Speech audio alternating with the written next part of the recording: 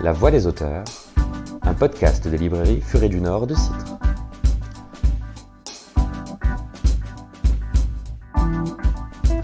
Bonjour à tous et bienvenue dans ce 3e épisode de La Voix des auteurs. Est-il encore nécessaire de présenter Franck Thillier ?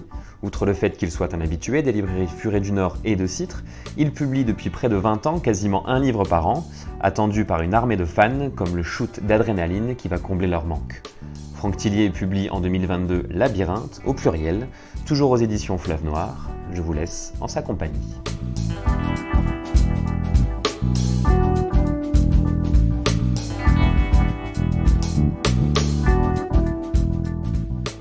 Comment on se sent là, juste avant que l'ensemble des lectrices et des lecteurs regardent ce qu'il y a dans Labyrinthe? Tout d'abord, bonsoir à toutes et à tous. Ça fait plaisir de vous revoir, de vous retrouver après ces quelques années un peu compliquées qu'on a traversées. C'est toujours un gros moment. Qu'est-ce que ça me fait ? Voilà, d'ailleurs, c'était très bien ce passage. Je ne sais pas qui a écrit ça, mais c'était vachement bien. C'était bien, hein. Si, il se débrouille. C'est un petit jeune, il se débrouille bien. Non, c'est toujours un moment de plaisir et d'angoisse. Enfin, c'est vraiment ce qui a été, ce que j'ai écrit dans ce livre. C'est-à-dire que après autant de livres, il y a une espèce de pression qu'on se met soi-même. On sait que derrière, il y a pas mal de lecteurs qui ont des attentes, qui espèrent que le livre sera aussi bon que les précédents. Donc il y a cette peur-là de savoir comment va être reçue l'histoire, finalement, qu'on est presque le seul à connaître, puisqu'on je l'ai écrite, elle est sortie de ma tête, je suis mon premier lecteur, après il y a quelques personnes qui la lisent, mais le vrai jugement, il est fait par les lecteurs.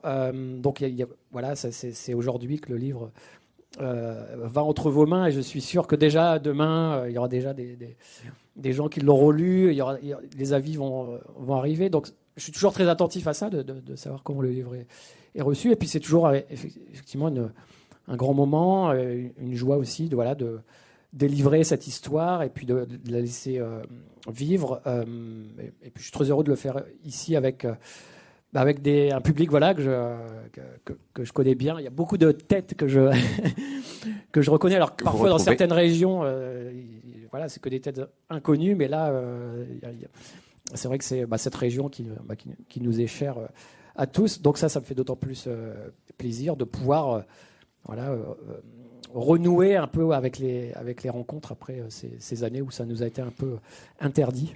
Ça s'appelle Labyrinthe. Et là encore, à la fin du petit livre dont je viens de vous parler, il y a un petit extrait qui m'intéresse bien autour de Labyrinthe. Ne vous inquiétez pas, je ne vais pas vous lire tout le livre. Les gens se disent on ne va pas l'acheter, s'il nous lit tout le livre, ça ne sert à rien. Je vous promets, c'est la dernière fois que je lis. Mais là, pour le coup, c'est vraiment très intéressant pour commencer à parler de Labyrinthe. Parce qu'à la fin, il a choisi, l'auteur, le fameux Franck Thillier, il a choisi quelques mots qui lui plaisent bien dans la langue française. Et justement, il y en a un qui s'appelle Labyrinthe. Une orthographe où déjà on se perd car on ne sait jamais où mettre le H et le Y.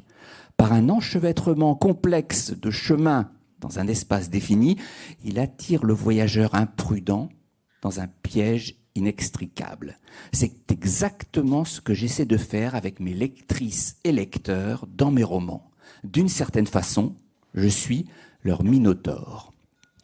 Pas trop une tête de taureau, ça va jusqu'ici, mais on a le sentiment, Franck, en lisant cette nouvelle aventure, que pour le coup, Labyrinthe correspond exactement à ce que vous aimez faire, et un peu comme s'il y avait un sommet dans ce que vous avez essayé de faire avec d'autres livres qui ne sont pas les aventures de Franck et de Lucie, et que ce labyrinthe, ce mot, vous l'aviez gardé un peu en réserve. On voit bien qu'il y a une importance il a pour vous, parce qu'il allait vraiment s'appliquer merveilleusement à cette nouvelle aventure. Un peu comme si on avait mis de côté un mot vraiment dont on sait qu'il est très important, qu'il est primordial pour soi, et que là, il va coller parfaitement au roman. Dites-nous à quel moment vous avez choisi de prendre ce titre et dans quelle mesure il illustre assez parfaitement l'histoire que vous avez choisi de raconter. Oui, et c'est vrai qu'il colle vraiment bien au roman. Alors, les titres, c'est toujours mystérieux la manière dont on les trouve.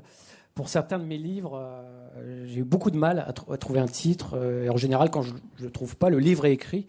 Et je me dis maintenant, quel quel titre je vais pouvoir trouver. Et parfois, on discute avec ma maison d'édition parce que j'ai des idées, mais il y a quelque chose qui ne marche pas.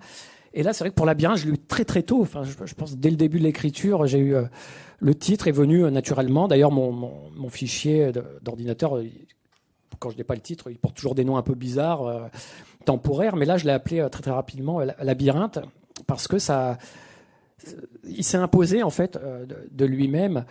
Et il se trouve que finalement, c'est le titre qui colle, comme vous dites, vraiment parfaitement au livre. Il y a l'histoire, on va pas en parler, enfin on va en parler un petit peu, mais déjà qui parle de labyrinthe. Enfin, je veux dire, le titre, il est cohérent avec ce qui est dit dans l'histoire, mais il y a aussi la forme du livre, c'est-à-dire au-delà de l'histoire, ce titre résonne aussi dans la manière dont j'ai construit, on en parlera aussi peut-être un peu, dont j'ai construit ce roman, un peu à la manière d'un labyrinthe, c'est-à-dire quelque part une lecture où on peut se perdre, mais sans finalement, parce que c'est aussi mon rôle d'auteur, sans que le lecteur se perde, parce que c'est désagréable de se perdre dans une lecture. Donc il faut que ce soit une histoire complexe, c'est ce que j'ai voulu, mais qui puisse se lire quand même de manière assez facile, mais qui impose quand même au lecteur une certaine attention. Hein. Il y a différentes sortes de romans. Il y a les romans qu'on peut lire.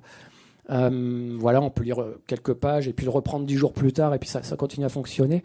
Là, il y a quand même il faut le lire assez vite. Je ne doute pas que vous allez de toute façon le lire très rapidement. Donc de ce côté-là, ça va très bien. Mais c'est vrai qu'il faut garder justement un fil, l'espèce de fil d'Ariane dès le début de la lecture. Sinon, on risque de passer à côté d'éléments déclencheurs qui vont vraiment procurer le plaisir de la lecture. Et le risque est grand parce que pour le coup, il commence avec 3 femmes, Lysine, Vera, Julie, et vous connaissez un petit peu le principe. Au rythme des chapitres, on va les suivre les unes et les autres. Et bien entendu, comme l'a dit Franck à l'instant, le risque est grand de vous perdre lorsqu'on commence ça.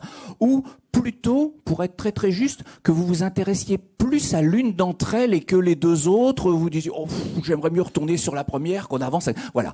Comment on réussit à faire en sorte, avec ce pari-là, que les lectrices et lecteurs puissent garder de l'intérêt pour chacune de ces 3 femmes et qu'on sache doser pour qu'on n'en perde pas en route quand on se lance.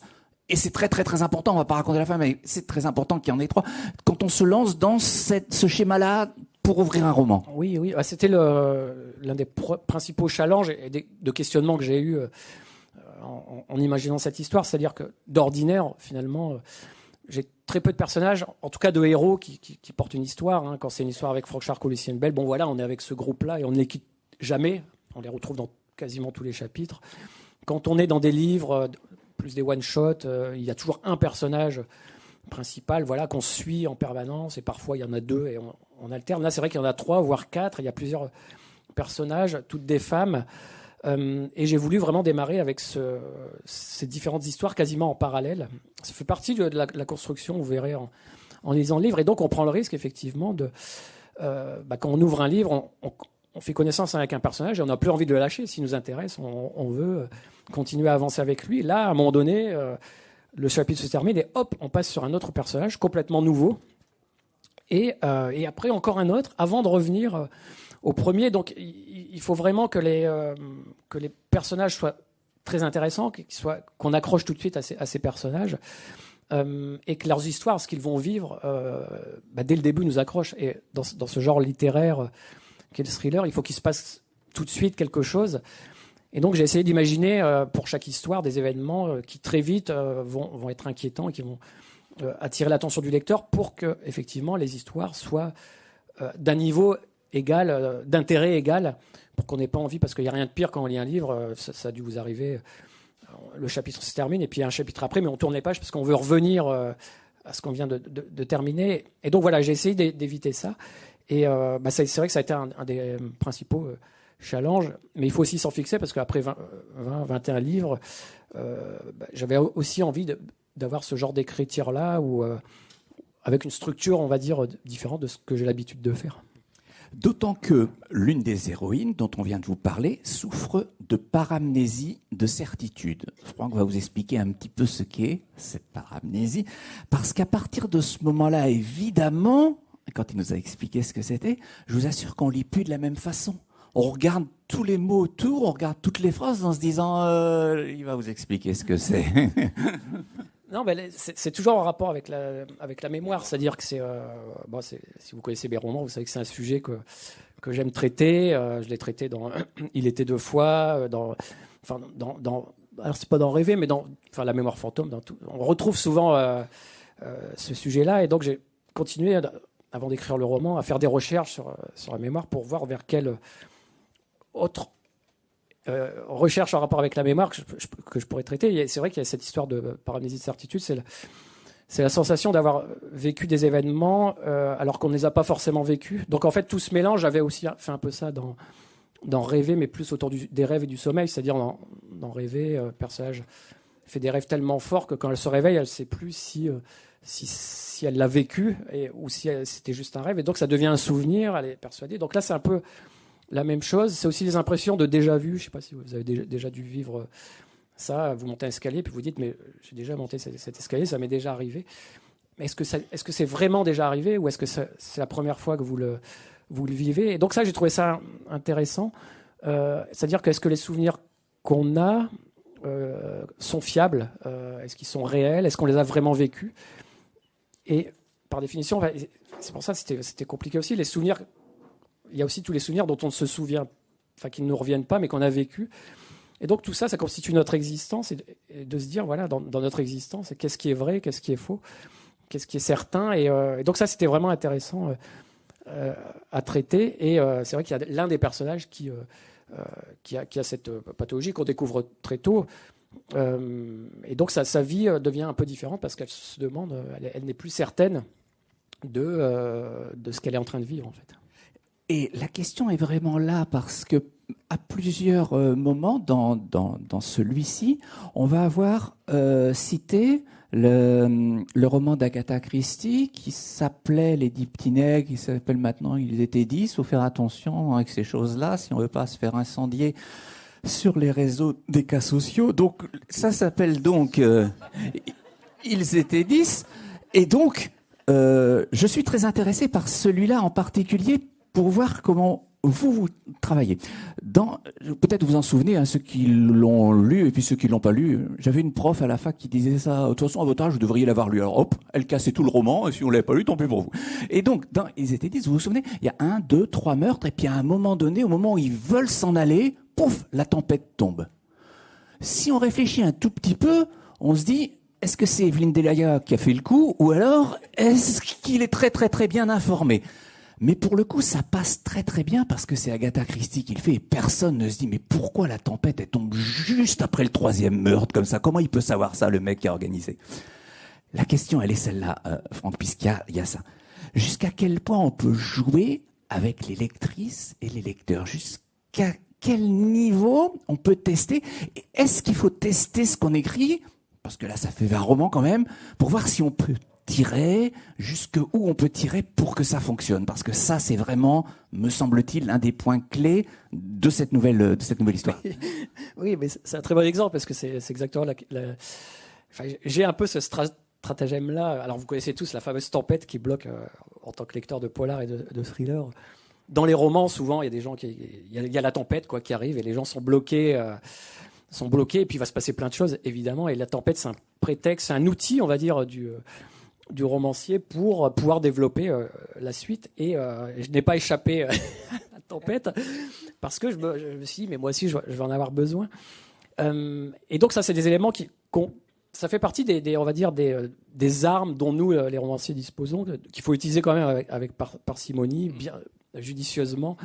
Parce que le lecteur va se dire, ah oui, mais le coup de la tempête, ou le coup de ne plus avoir de réseau avec le téléphone, alors qu'on en a partout du réseau aujourd'hui. Tout ça, vraiment, ça, il faut le justifier. Donc, ça, je sais à peu près comment on peut installer ces éléments-là pour qu'ils arrivent presque naturellement. Et d'ailleurs, il y a même un des personnages ça, c'est un moyen aussi assez astucieux. C'est-à-dire qu'à un moment donné, il y a un des personnages qui dit, mais mince, il y a une tempête. qui arrive, on peut pas fuir. Et alors, j'ai l'impression que c'est un peu comme dans les romans où il va se passer quelque chose. Et c'est une espèce de mise en abîme. Mais moi, j'aime bien faire ça. Et c'est vrai que bon, on peut pas tester ça parce qu'en fait, ça fait partie de la construction au moment où je suis en plein dans mon écriture. Je sais pas, je suis un quart du livre. Je me dis, je vais installer une tempête. Je sais que ça va fonctionner parce que j'installe tous les éléments pour que justement ça se mette en place. Donc ça, je dirais que c'est plus l'expérience des livres précédents, de toutes ces années d'écriture qui me fait dire que finalement ça place plutôt bien et naturellement. Et ça nous permet d'installer une ambiance. Et en fait, c'est une espèce de contrat que le lecteur accepte. C'est-à-dire que le lecteur, lui, en fait, au fond de lui-même, quand il voit une tempête arriver, il sait qu'il va se passer des choses. Et donc, quelque part, c'est bien, ça fait partie du genre. Et on se dit, mais c'est génial, il y a une tempête, donc il va vraiment se passer quelque chose. Et il faut qu'il se passe quelque chose, justement, parce que si vous installez une tempête et qu'il ne se passe rien, bon, ça crée une déception. Donc voilà, ça, c'est des choses que j'explique aussi dans le plaisir de la peur, tous ces éléments-là, comment ça se construit. Et c'est vrai que dans Labyrinthe, j'ai vraiment, vous le disiez au début, rassemblé tout ce que j'avais appris en fait dans ces 20 années d'écriture autour du suspense, de la manipulation, d'essayer d'imaginer ce que le lecteur imagine à ce moment-là pour essayer de le tromper, parce qu'il y a aussi ce jeu, d'où le titre aussi Labyrinthe, il y a le jeu permanent entre un auteur et un lecteur. Et je sais qu'il y a beaucoup de personnes qui lisent mes livres parce qu'elles savent qu'au-delà de l'histoire, qui est une histoire à suspense, il va y avoir ce jeu, des choses à découvrir, à trouver, un peu comme dans une chasse au trésor, et dedans il y en a plein, hein, vous verrez. Vous pouvez passer à côté de tout, c'est-à-dire vous pouvez lire le livre et puis prendre l'histoire telle qu'elle est, il y aura ce bon moment de suspense, et après il y a les éléments un peu cachés comme ça qu'on va découvrir, on va dire ah ouais mais il y a ça aussi, et ça rajoute du plaisir, mais ce n'est pas essentiel en fait, c'est vraiment, on va dire, c'est le second effet qui se coule, c'est-à-dire c'est l'élément supplémentaire qui fait que les gens qui voient ça, ça déclenche des montées d'adrénaline qui sont qui amplifient un peu la lecture finalement. Et le plaisir qu'on y prend, parce qu'évidemment dans le dernier quart du livre, il y a un tas de choses qui, à mon avis, parleront aux plus fidèles de vos lecteurs. Restons un instant sur l'expérience, parce que ce qu'on apprend dans Le plaisir de la peur, c'est que justement, vous insistez sur, malgré tout, la bonne idée, celle qui va pouvoir permettre d'aller au bout, Est-ce que le temps passant, les livres s'écrivant, c'est plus facile de savoir si on est sur une bonne idée? Est-ce que, de par le nombre de livres qui ont été écrits, on l'attrape plus facilement? Parce que de ce que j'ai retiré du plaisir de la peur et de la volonté que vous avez d'expliquer vraiment très concrètement comment ça se passe et avec des vrais conseils précis, clairs, cette idée-là, comment on se dit je pense qu'on peut utiliser cette idée-là, je pense que celle-là fonctionne. De vos 20 expériences, vous pouvez peut-être répondre. Oui, alors déjà, trouver l'idée, je dirais que c'est plus compliqué, année après année, parce que y a déjà les livres précédents qui existent, donc des idées que j'ai envie de traiter en me disant mais non, je l'ai déjà fait, j'ai déjà traité cette idée-là, ou alors ça ressemble un peu trop, donc je suis obligé de me débarrasser de cette idée. C'est pas évident de se débarrasser d'une idée, parce qu'une fois qu'elle est dans la tête, il faut en faire abstraction et dire non, je peux pas. Donc déjà, il faut aller puiser dans des ressources un peu extérieures de tout ce qu'on a déjà, tout ce qui nous a déjà intéressé, ce qui m'empêche pas d'utiliser des thèmes, en tout cas de retrouver des thèmes. C'est-à-dire que quand j'ai eu l'idée de Labyrinthe, que j'ai trouvé un peu ces éléments autour de la mémoire en me disant mais ça c'est génial, parce que ça, j'imagine tout de suite un personnage qui va avoir cette pathologie-là, les souvenirs, de se dire est-ce que c'est vrai, tout ça, je me dis là j'ai un bon personnage, donc ça fait partie de l'idée quelque part, même si je sais pas du tout ce qui va se passer, je me dis ça c'est bon. Donc d'utiliser des thèmes, ça ne me dérange pas. Ce qu'il ne faut pas utiliser, c'est on va dire la globalité de l'idée. On a l'impression qu'en ayant lu celui-là, qu'on dit mais ouais, mais ça ressemble à Vertige, à d'autres. Donc ça, normalement, vraiment, quand on lit Labyrinthe, on n'a aucun doute. C'est vraiment une histoire très, très originale. Après, c'est vrai que oui, avec le temps, on sait quand on a une idée. En fait, il y a tout un tas de choses qui se passent. C'est toujours difficile à expliquer, mais on a l'impression, quand on l'a en tête, on se dit mais ça part dans tous les sens. C'est-à-dire, on peut se dire, oui, il peut se passer ça d'un point de vue émotionnel, il peut se passer ça d'un point de vue historique. Là, je sais que d'un point de vue scientifique, je vais avoir plein de choses à raconter autour de ça. Par exemple, c'est vrai que quand j'ai trouvé cette pathologie, je me suis dit à un moment, elle va découvrir elle-même dont elle souffre. Et donc ça génère en fait de l'histoire avant même de l'écrire. Donc on sait ça. Après, c'est toujours pareil, c'est-à-dire on peut avoir l'idée, il faut réussir à la développer et puis à la concrétiser. Ça a été le principal challenge de Labyrinthe, parce qu'en fait, Labyrinthe, c'est, je pense que à un moment donné, je le dis, ça a été un des livres les plus complexes à écrire. Pour moi, j'avais pourtant écrit des histoires quand même très complexes, tant sur les sujets que... Là, c'est pas sur le sujet, c'est sur la manière de l'écrire et de la construction, la manière de le raconter, de gérer le suspense. Ça a été vraiment très compliqué, qui fait qu'à un moment donné, même moi-même, c'est une mise en abîme, j'étais carrément perdu en fait dans l'écriture. Je me suis dit, mais je suis où en sont mes personnages et comment je vais réussir à faire que tout ça fonctionne, parce qu'à la fin, il y a toujours évidemment, c'est le propre de ce genre-là aussi, que toutes les portes que vous avez ouvertes, parce qu'il y en a plein et au début, c'est génial parce que vous ouvrez plein de portes et c'est fantastique. Vous dites, mais après, il faut réussir à tout refermer.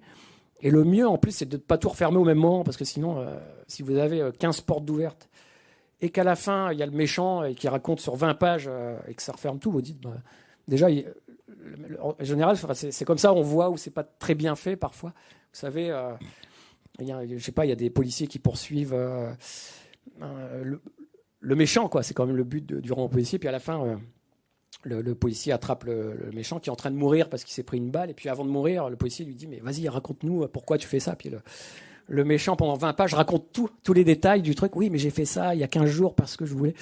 Et ça, c'est parce qu'en fait, l'auteur, il n'a pas réussi forcément à refermer les portes au fur et à mesure. Et donc, il les referme par la bouche finalement de l'un des personnages. Ou en fait, quand on est lecteur, on se dit, bon, oui, j'ai mes réponses, mais elles ne sont pas amenées de la manière la plus forcément la meilleure possible. Donc là, la difficulté, c'était toutes ces portes ouvertes. Et ça, c'est l'expérience, encore une fois, de me dire, tiens, à un moment donné, je vais refermer, parce que quand on referme des portes, le lecteur, il y a quelque chose qui se dégage. Et il se dit, mais il y a une porte de fermée, mais il y a encore d'autres d'ouvertes derrière, donc il y a encore du suspense, il va encore se passer plein de choses. Et donc de les refermer au fur et à mesure. Et c'est vrai que pendant l'écriture, en refermant comme ça, je me suis dit, mais il y en a encore beaucoup d'ouverts, donc ça va être très compliqué. Mais finalement, j'y suis arrivé. Et ça, je pense que c'est aussi le propre de l'idée. C'est-à-dire que quand on a l'idée, on se dit, elle est bonne, il faut que j'arrive à aller au bout. Et avec l'expérience, on sait qu'on y arrive. C'est toujours une galère sans nom d'écrire des romans. D'ailleurs, je me demande pourquoi chaque année je recommence. Je me dis, mais il faut être fou. Mais voilà, il y a aussi cette expérience qui fait qu'on peut se lancer dans ce genre d'écriture. Deux questions plus pointues avant que peut-être les lectrices et lecteurs qui sont venus vous voir vous en posent quelques-unes. Franck, la première, elle porte sur les noms. Les noms des personnages, comment vous les choisissez ? Il y en a ici, en l'occurrence, qui peuvent évoquer d'autres choses. Il y en a avec Nijinsky qu'on va croiser, Fibonacci, vous connaissez les suites, peut-être mathématiciens. Enfin bref, il y en a même un qui était assis à votre place il y a 3-4 semaines. Il s'appelle Bernard Minier, qu'on croise dans le roman aussi. Donc c'est vous dire si on croise des gens quand même. Comment vous les choisissez ? Et est-ce que c'est facile de les choisir, d'hésiter, ou est-ce que non, ça vient naturellement ? Alors pour Bernard Minier, je le mets dedans comme ça me permet de savoir s'il lit mes livres, comme ça s'il m'appelle et il me dit mais pourquoi tu m'as mis dans le dernier, c'est bien, tu l'as lu. Sinon s'il m'appelle pas, je dis bon, il dit qu'il lit mes livres, en fait il les lit pas. Et il est pas au début, faut être juste. Mais alors là, en l'occurrence, chaque nom, c'était très important parce que parfois ça m'arrive. Je l'ai fait certaines années sur Facebook, sur les réseaux. De faire des petits concours où les gens peuvent être à l'intérieur des livres. Donc je mets leur identité, c'est arrivé, il y en a peut-être parmi vous qui sont à l'intérieur de certains de mes romans. Mais là, en fait, chaque identité, je ne pouvais pas, parce que ça faisait aussi partie de la construction. C'est vrai qu'on regarde bien de plus près les identités. Alors le docteur Fibonacci, avec les psychiatres du début, effectivement la flic... Julie Defay, vous verrez, qui est la personne kidnappée, je ne pouvais pas changer son nom, ça vous comprendrez. Et puis après d'autres, parce que c'était important, Vera, tout ça, les gens vont le découvrir au fur et à mesure. Mais je voulais vraiment pousser le principe des éléments justement dispersés, ce que je disais tout à l'heure, c'est-à-dire ces personnes existent, mais après quand on regarde de plus proche, même jusqu'aux identités, on se dit oui, il y avait encore quelque chose derrière.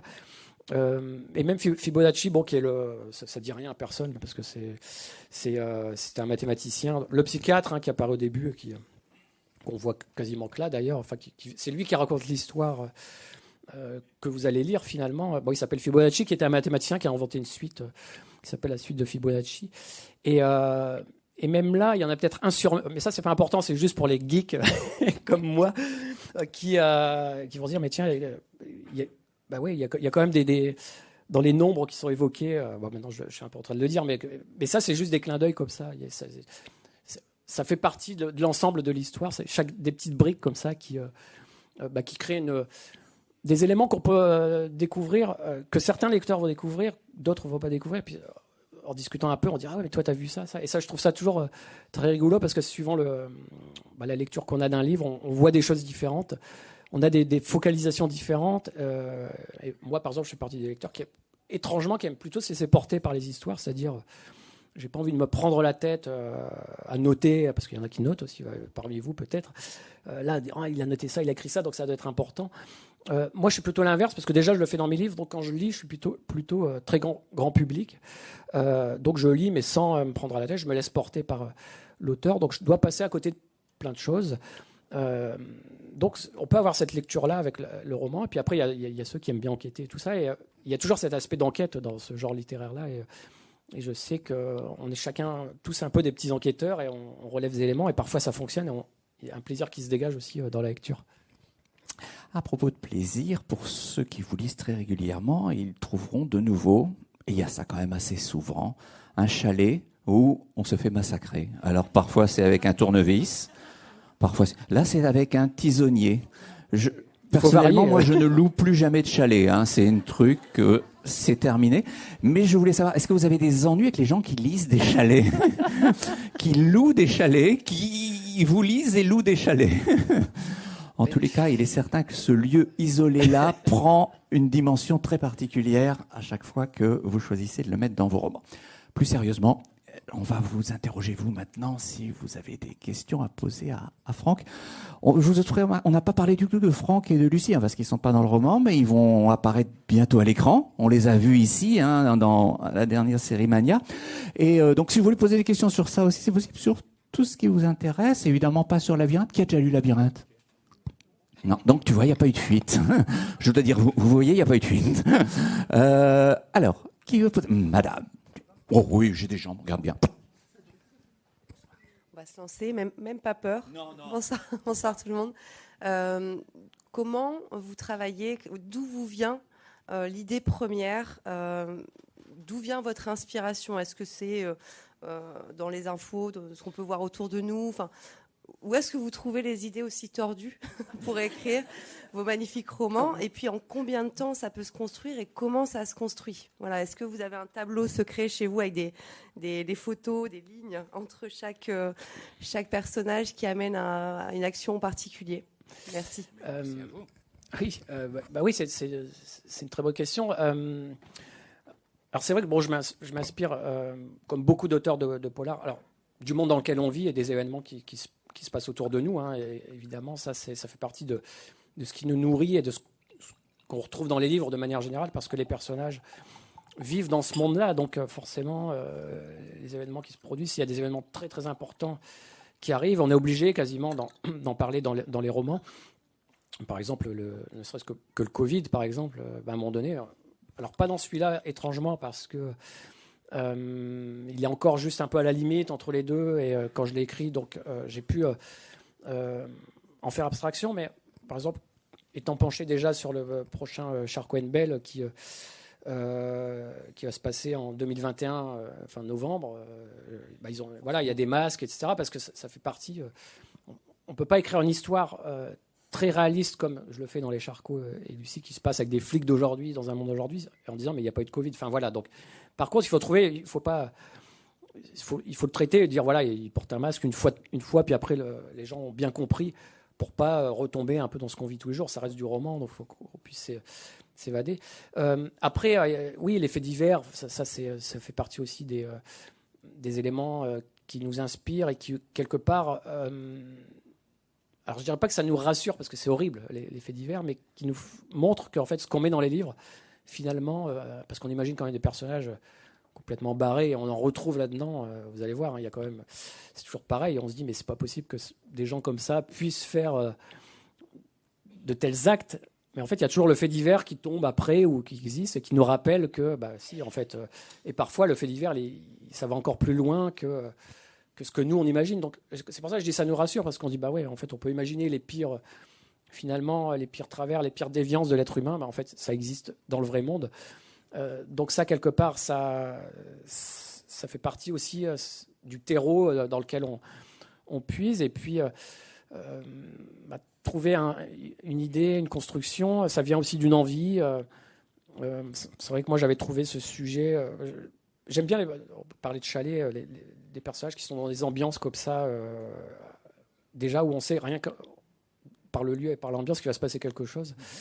Donc il y a ce personnage de Vera, qui est une ancienne psychiatre, qui se retrouve dans même une cabane de chasseurs. C'est même pas un chalet, c'est un truc assez sommaire, en pleine forêt des Vosges, par -20 l'hiver, et qui n'a pas du tout envie d'être là, mais en fait elle est hyper électrosensible, c'est-à-dire qu'elle ne supporte plus du tout les ondes, quelles qu'elles soient, téléphone, Wi-Fi, et en fait on est envahi d'ondes. Et donc le seul endroit où elle peut aller, mais avec des gens comme elle, c'est même pas des zéros, enfin ce qu'on appelle les zones blanches, parce qu'il y a quand même des petites zones dans les zones blanches. C'est vraiment là, faut trouver des endroits où il y en a absolument pas.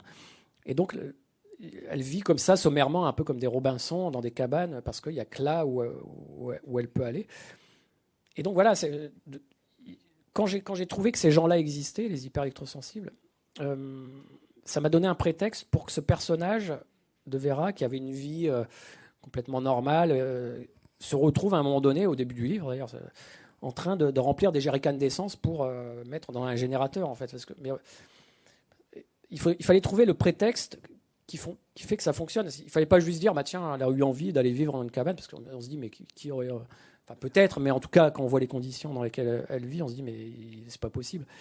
Et donc, en fait, ça c'est ce qui va concrétiser vraiment le récit, le rendre réaliste, c'est-à-dire que, en fait, des gens comme ça, moi j'avais vu des reportages de gens qui sont électrosensibles, mais qui vivent quasiment... quelqu'un qui vivait dans les bois, qui dormait dans la duvet au bord de la rivière, qui buvait de l'eau de la rivière, parce qu'on ne s'occupait pas d'elle et ne pouvait plus aller dans le vrai monde, en fait. Et donc ça, c'était intéressant. En plus, on se dit, il n'y a pas d'onde, il n'y a pas de portable, il n'y a rien. Donc quand on est romancier, c'est génial, ça, parce qu'on se retrouve un peu dans des ambiances à la Sherlock Holmes, dans Le Chien de Baskerville, ces ambiances un peu comme ça, où on se dit, il y a des monstres qui rôdent, il peut se passer plein de trucs. Donc ça, c'est qu'un des points de vue, c'est un des personnages, en tout cas, c'est un des axes. Et on a envie de retrouver ce personnage, de voir ce qui va se passer. Puis après, il y a les autres personnages. Donc c'est difficile de dire comment ça se construit. Ça se fait avec une idée de départ, des éléments comme ça, et puis de rassembler tout ça, qui fait qu'à la fin, ça donne le livre. Mais ça se fait vraiment étape par étape. D'ailleurs, je l'explique un peu dans Le plaisir de la peur. C'est un peu ça que j'explique par écrit. Parce que c'est vrai que c'est pas évident de dire comment tout ça fonctionne. C'est mis en place. Une ou deux autres questions. Oui.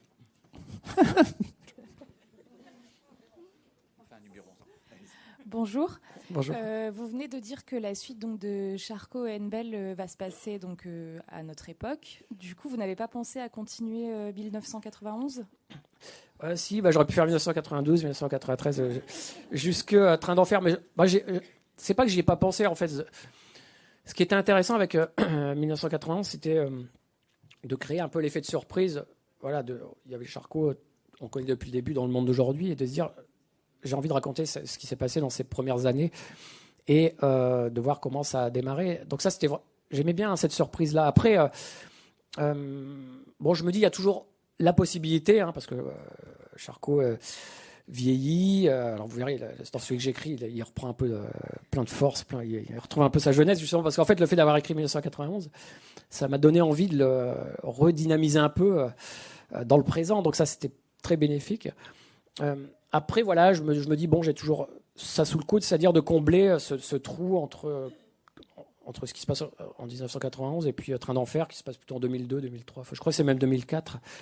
Donc je me dis, voilà, ça reste une possibilité. Mais ce qui m'intéressait, c'est surtout l'effet de surprise et puis cette originalité-là. Et peut-être, il faut vraiment que j'ai des choses à raconter dans ce trou, en fait. Il ne faut pas que ce soit juste des enquêtes et Charcot qui vieillit, qui va rejoindre Train d'enfer pour Ange Rouge. Il faut qu'il y ait plein de choses à raconter. Donc peut-être que ça se refera un jour.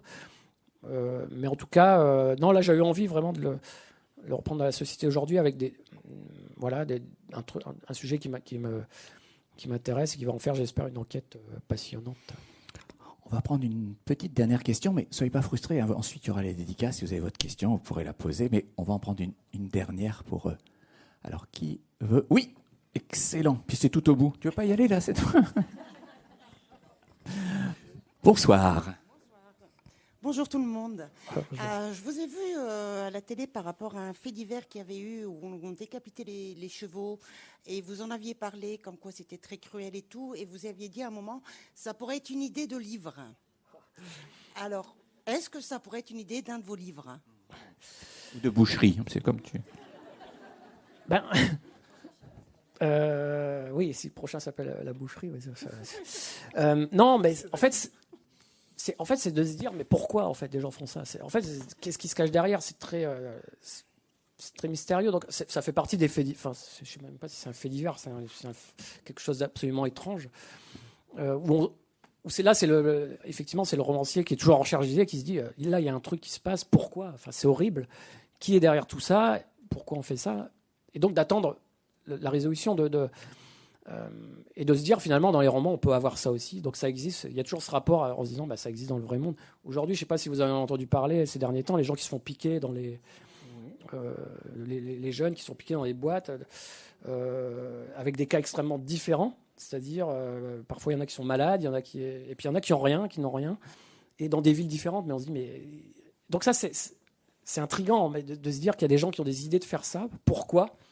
Et en fait, la clé de tous les romans, c'est le pourquoi. C'est-à-dire, c'est la fin des livres, c'est de répondre à ce pourquoi.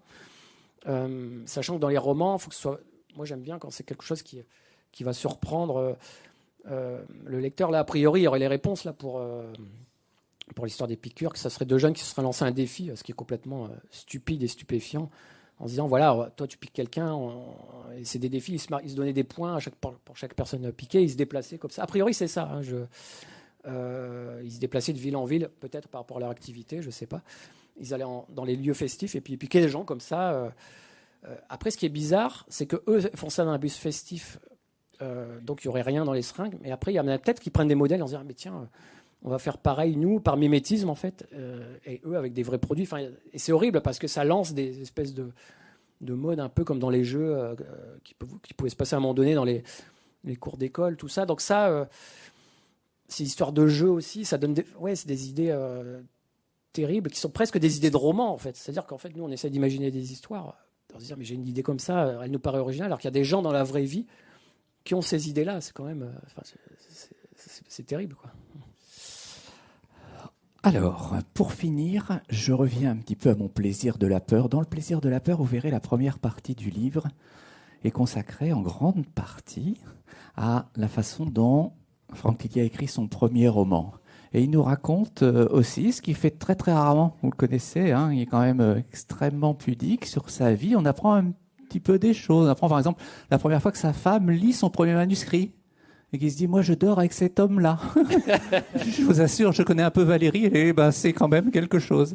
Et plus encore dans le temps, si j'avais à côté de moi Marcel Proust, j'aurais eu par exemple l'idée de lui offrir une petite madeleine qu'il aurait trempée dans son thé s'il lui rappelait son enfance. Et tout à l'heure, je me promenais dans la bourse aux livres tout à l'heure et je vous ai acheté un cadeau. Je vous ai acheté un Mickey Parade pour vous rappeler votre jeunesse. Ceux qui lisent le livre comprendront à quoi tout cela est dû. Ça s'appelle Le plaisir de la peur. C'est vraiment très intéressant si vous voulez en savoir plus sur lui. Et évidemment, Labyrinthe. Mais là, j'ai vu que tout le monde l'avait déjà volé par tout prix. Merci beaucoup. Merci Franck d'être venu. Merci.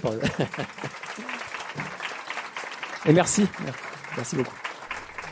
Merci d'avoir écouté cette rencontre avec Franck Tillier, enregistrée le 4 mai dernier au Garage à Lille et animée par Frédéric Launay. N'hésitez pas à vous abonner à notre chaîne de podcast. Vous pourrez y retrouver les épisodes précédents avec Pierre Lemaître ou Joël Dicker, ainsi que notre autre émission, La Voix des libraires, qui fait la part belle au coup de cœur de nos équipes. À très vite pour d'autres rencontres.